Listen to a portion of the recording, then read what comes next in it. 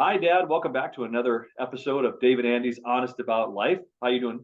I'm doing well, pal. Thank you very much. It's fun to be here as always.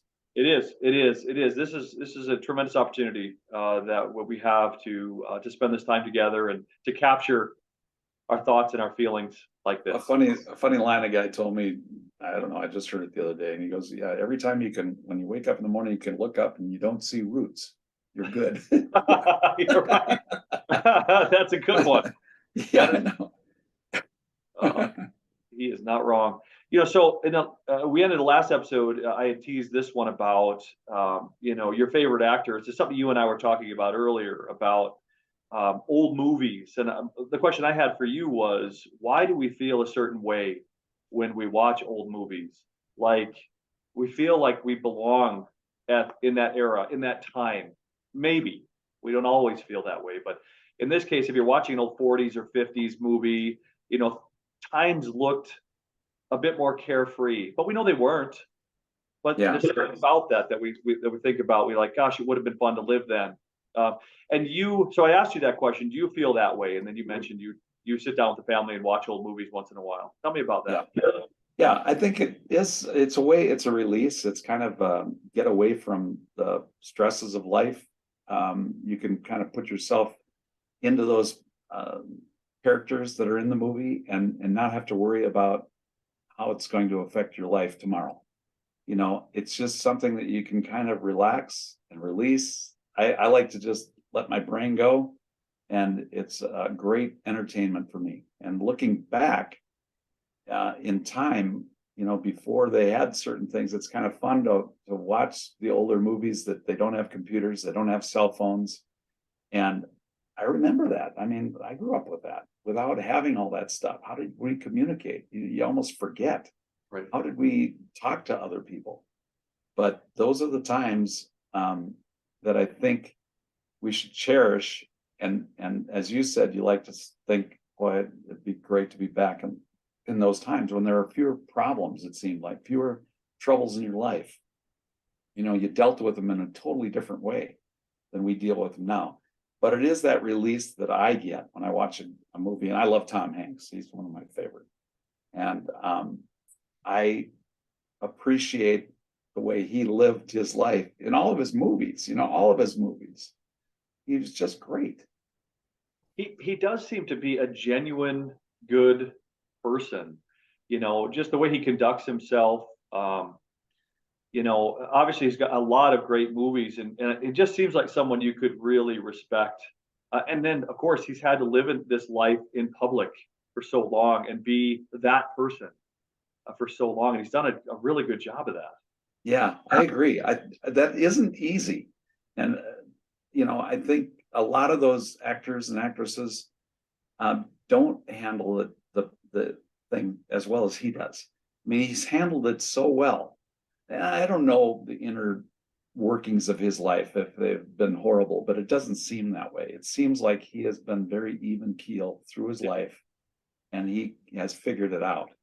And that to me makes a great person.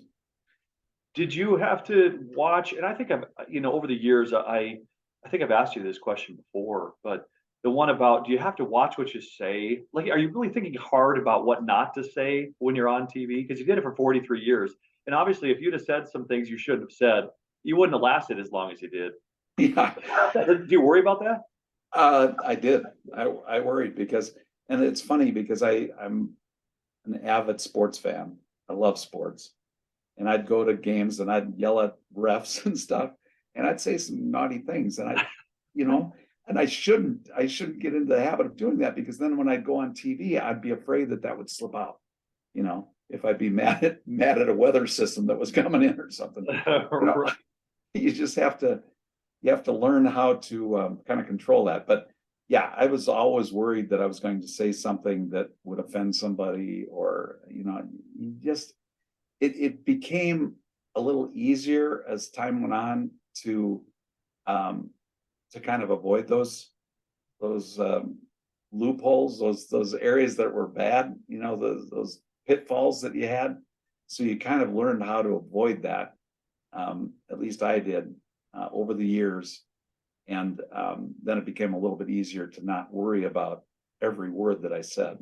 And I would still, after when we go to commercial, I'd ask one of the other anchors, I go, should I have not said that? Do you think I offended anybody?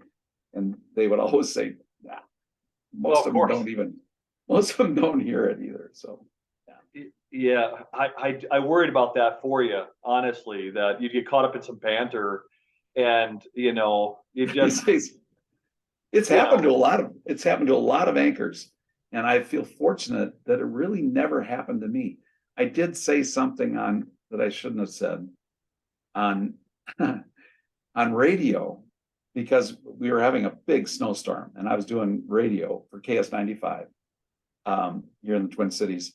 And I had a mic, I had a lav mic on. It's just a mic and it was cord. This was before wireless.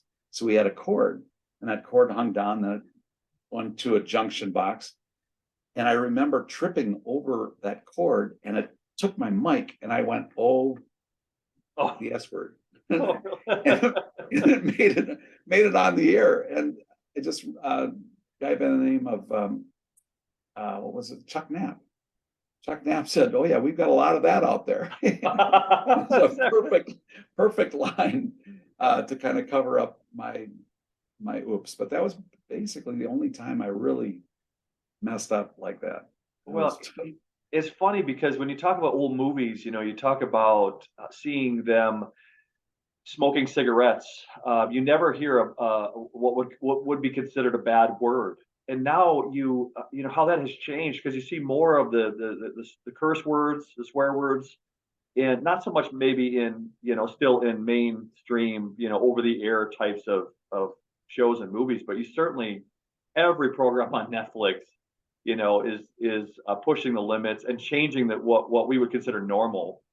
This generation is like, holy cow, can you believe they said that? Or can you believe there's somebody actually smoking a cigarette in a movie? Yeah, that, and I've noticed too that you look at Netflix and all those other ones, but a lot of it is the cocktails that they don't cover that up. The smoking part, yeah, they got rid of a lot of that, but man, they're drinking cocktails left and right. So you wonder why there's some things that have been really poo-pooed, right, putting it nicely, more than other things. Yeah. Well, let's leave it at that. We have a little bit of time. I think on your schedule, you have a little bit more time. Let's end this one and jump into the next one, and I'll give you the topic when we get there. So, Dad, thank you so much. Perfect, buddy. Love you. Love you.